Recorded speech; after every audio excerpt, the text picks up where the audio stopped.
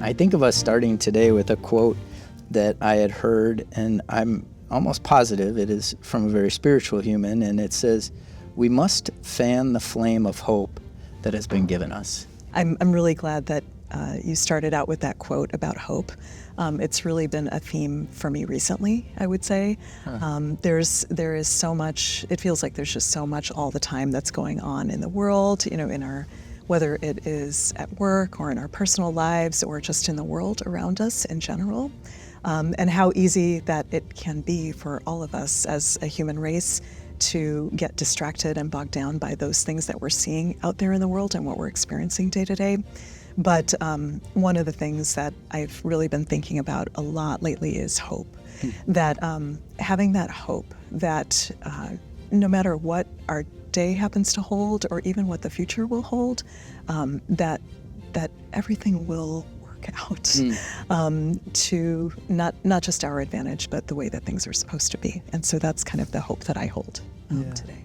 Hope is a phenomenon that you don't want to bring false hope. Right. You want to bring this reality. And part of the leadership development you're going through has to do with having time to generate hope, almost, to look at yourself and how I can approach a noise that might even be a patient who's very loud.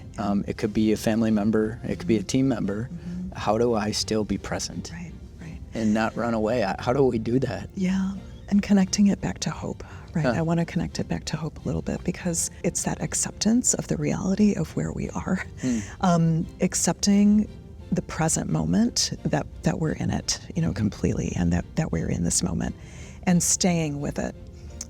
It is really a lot easier to stay in a moment of complete serenity and peace. For example, if you're laying on the beach, that's a very typical example.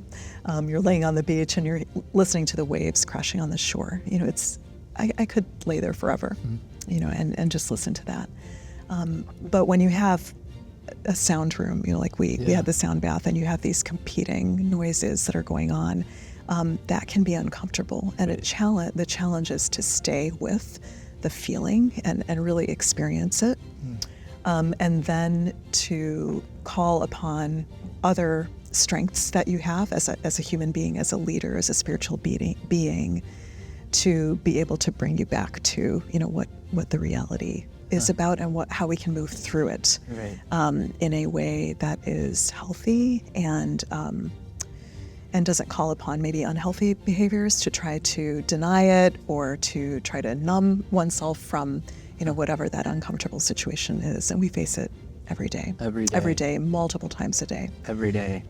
Thank you, Dr. Perkins, for helping us with this level of authenticity, as well as some very practical ways, and that our experience in Providence helps us to know there is a moment of time that's more than just seconds, but seasons. So thanks, Dr. Perkins. Thank you so much. Yeah.